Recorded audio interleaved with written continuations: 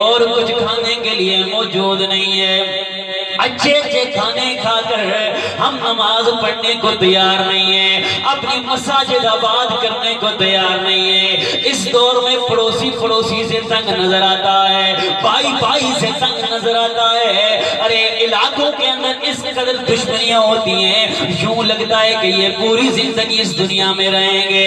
اور میں آپ کو بھی پیغام دینے لگا ہوں۔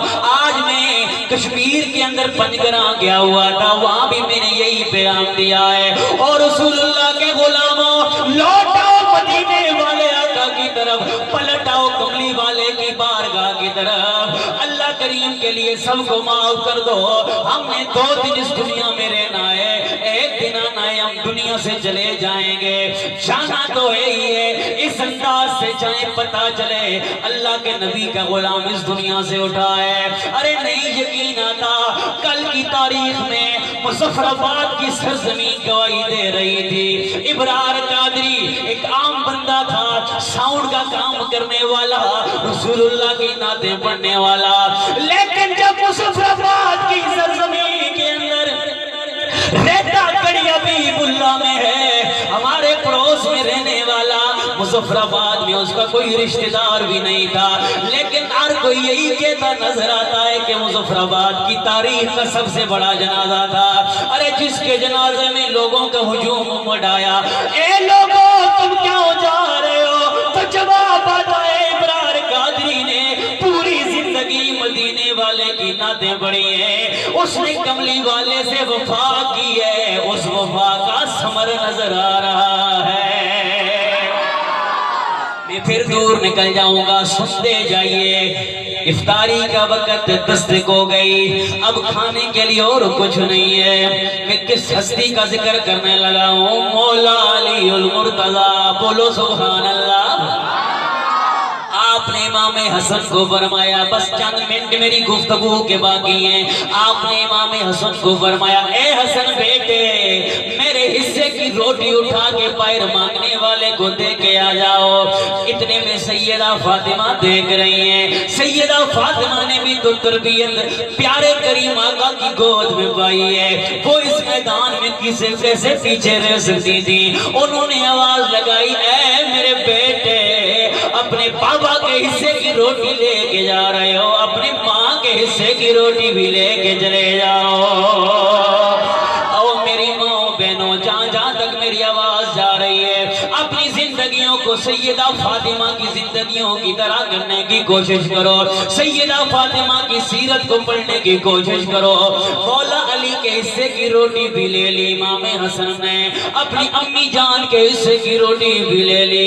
پھر خیال آیا، اور میرے ابو بھی دے رہے ہیں، میری امی بھی اپنے حصے کی روٹی دے رہے ہیں، اے حسن تم کیوں پیچھے رہ جاؤ؟ تم بھی تو انہی کی اولاد ہو، اور تمہاری رگوں میں بھی تو علی کا خون ہے، تمہاری رگوں میں بھی تو فاطمہ کا خون ہے۔ امام حسن نے اپنے حصے کی روٹی بھی اٹھائی، ان کے ساتھ رکھ دی۔ امام حسین دیکھ رہے ہیں، آپ نے کہا، او میرے بھائی حسن، میرے ابو نے بھی اپنے حصے کی روٹی دے دی ہے، میری امی نے بھی دے دی ہے، میرے بھائی نے بھی دے دی ہے، اے پیارے بھائی میرے حصے کی روٹی بھی لے جاؤ۔ حضرت امام حسین نے اپنے حصے کی روٹی بھی دے دی۔ یہ چاروں ہستیاں موجود ہیں، ان کی روٹیاں جمع ہوئیں۔ اب آخری میری بات ہے، آخر تک سب کے ہاتھ بلند ہونے چاہیے، پھر میری گفتگو ختم ہو جائے گی۔ آواز ذرا سبحان اللہ کی ذرا صحیح طریقے سے آنی چاہیے، پتہ چلے آپ کو میری بات سمجھ آ گئی ہے۔ مولا علی المرتضیٰ کے حصے کی بھی روٹی، سیدہ فاطمہ کے حصے کی بھی روٹی، امام حسن حسین کے حصے کی بھی روٹی امام حسن کے پاس ہے۔ ان کی نوکرانی، گھر میں کام کرنے والی حضرت فضہ ان کا نام ہے، جو حضرت فاطمہ کی خادمہ تھی، یہ سارا منظر دیکھ رہی تھی۔ انہوں نے آواز لگائی، اے حسن مجتبیٰ ذرا ٹھہر جاؤ، میرے حصے کی بھی روٹی لے کے چلے جاؤ۔ سوال کیا گیا، اے فضہ یہ تو گھر رسول اللہ کا ہے، یہ تو نبی پاک کی آل ہے، انہوں نے تو سخاوت کا اظہار کر دیا، آپ کیوں کر رہی ہیں؟ اب بولنا ہے ذرا سبحان اللہ۔ تو جواب آیا، تاکہ قیامت تک کے لیے دنیا والوں کو پتا چل جائے کہ صرف رسول اللہ کا گھرانہ ہی سخی نہیں ہے، جو ان کے نوکر ہوتے ہیں اللہ نے انہیں بھی سخی بنایا ہوتا ہے۔ نام شاہ آنے جہاں مٹ جائیں گے، لیکن یہاں حشر تک نام و نشان ہے۔ ہاتھ اٹھا کے ذرا 5 انگلیاں سامنے کر کے، حشر تک نام و نشان ہے، پنجتن رہ۔